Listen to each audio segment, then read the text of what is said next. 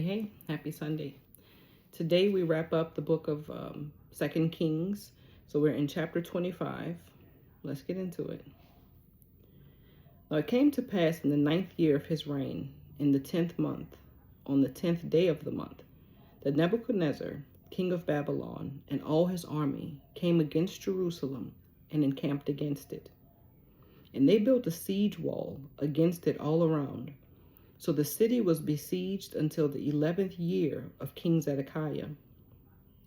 By the 9th day of the 4th month, the famine had become so severe in the city that there was no food for the people of the land.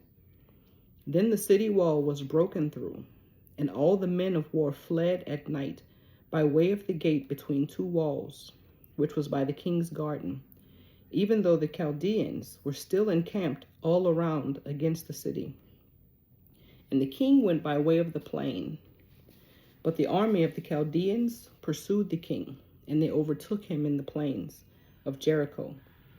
All his army was scattered from him.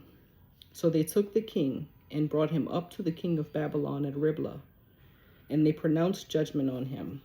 Then they killed the sons of Zedekiah before his eyes, put out the eyes of Zedekiah, bound him with bronze fetters, and took him to Babylon. And in the 5th month, on the 7th day of the month, which was the 19th year of King Nebuchadnezzar, king of Babylon, Nebuzaradan, the captain of the guard, a servant of the king of Babylon, came to Jerusalem.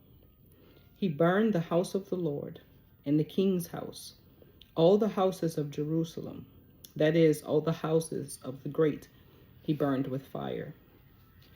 And all the army of the Chaldeans who were with the captain of the guard broke down the walls of Jerusalem all around.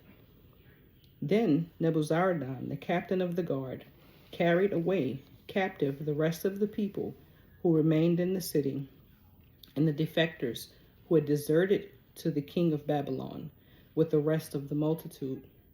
But the captain of the guard left some of the poor of the land as vine dressers and farmers.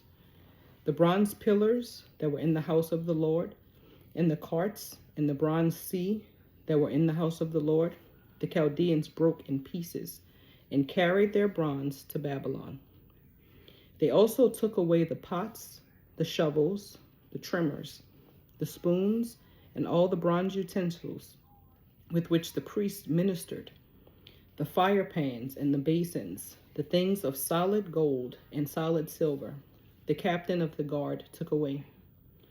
The 2 pillars, one sea, and the carts, which Solomon had made for the house of the Lord. The bronze of all these articles was beyond measure. The height of one pillar was 18 cubits, and the capital on it was of bronze. The height of the capital was 3 cubits, and the network and pomegranates all around the capital were all of bronze. The second pillar was the same, with a network. And the captain of the guard took Seraiah, the chief priest, Zephaniah, the second priest, and the 3 doorkeepers. He also took out of the city an officer who had charge of the men of war, 5 men of the king's close associates who were found in the city, the chief recruiting officer of the army, who mustered the people of the land, and 60 men of the people of the land who were found in the city. So Nebuzaradan, captain of the guard, took these and brought them to the king of Babylon at Riblah. Then the king of Babylon struck them and put them to death at Riblah, in the land of Hamath. Thus Judah was carried away captive from its own land.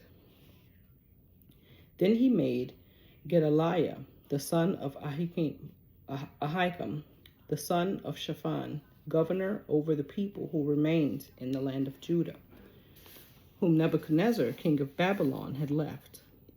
Now when all the captains of the armies, they and their men, heard that the king of Babylon had made Gedaliah governor, they came to Gedaliah at Mizpah. Ishmael, the son of Nethaniah, Johanan, the son of Kareah, Seraiah, the son of Tanhumeth, the Netophathite, and Jazaniah, the son of a Maachathite, they and their men. And Gedaliah took an oath before them and their men, and said to them, Do not be afraid of the servants of the Chaldeans. Dwell in the land and serve the king of Babylon, and it shall be well with you. But it happened in the 7th month that Ishmael, the son of Nethaniah, the son of Elishama, of the royal family, came with 10 men, and struck and killed Gedaliah, the Jews, as well as the Chaldeans who were with him at Mizpah. And all the people, small and great, and the captains of the armies, arose and went to Egypt, for they were afraid of the Chaldeans.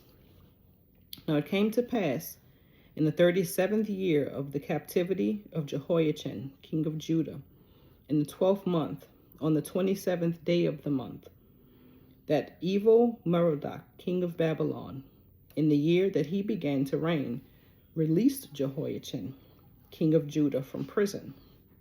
He spoke kindly to him and gave him a more prominent seat than those of the kings who were with him in Babylon. So Jehoiachin changed from his prison garments, and he ate bread regularly before the king all the days of his life. And as for his provisions, there was a regular ration given him by the king, a portion for each day, all the days of his life. May the Lord add a blessing to the reading of his word. Have a good day.